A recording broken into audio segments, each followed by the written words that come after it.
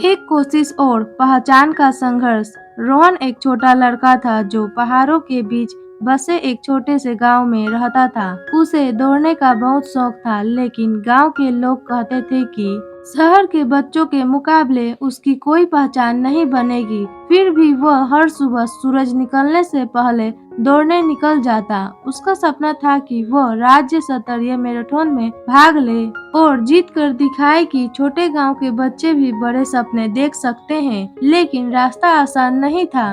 पहली हार। जब उसने पहली बार जिले की रेस में भाग लिया तो वह आधे रास्ते में ही थक गया और दौड़ पूरी नहीं कर पाया। लोग हंसने लगे। उसके दोस्तों ने कहा, शायद तुमसे नहीं होगा रोहन। रोहन बहुत दुखी हुआ। उसने खुद से कहा, क्या सच में मैं इतना कमजोर हूँ? लेकिन फिर उसे अपनी माँ की बात याद आई। जीतने वाले और हारने वालों में बस एक ही फर्क होता है, जो हार के बाद एक कोशिश और करता है वही जीतता है। नया हौसला। अगली सुबह जब सूरज निकला, रोहन फिर से दौड़ने निकला। अब उसने खुद को एक नया नियम दिया, जब भी थक जाऊं या हार मानने का मन करे, बस एक कोशिश और करूंगा।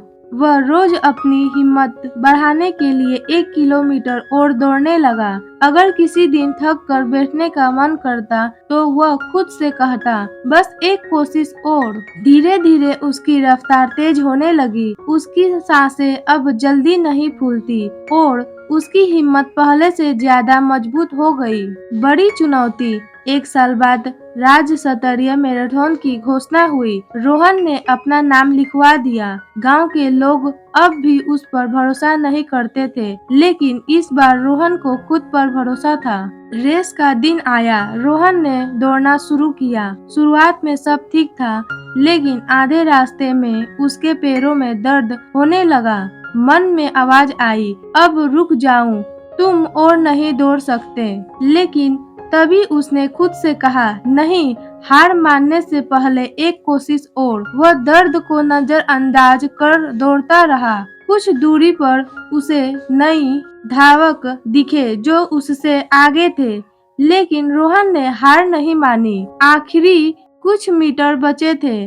दर्शक चिल्ला रहे थे और रोहन की टांगें कांप रही थी। उसने गहरी सांस ली और पूरी ताकत लगाकर दौड़ लगाया।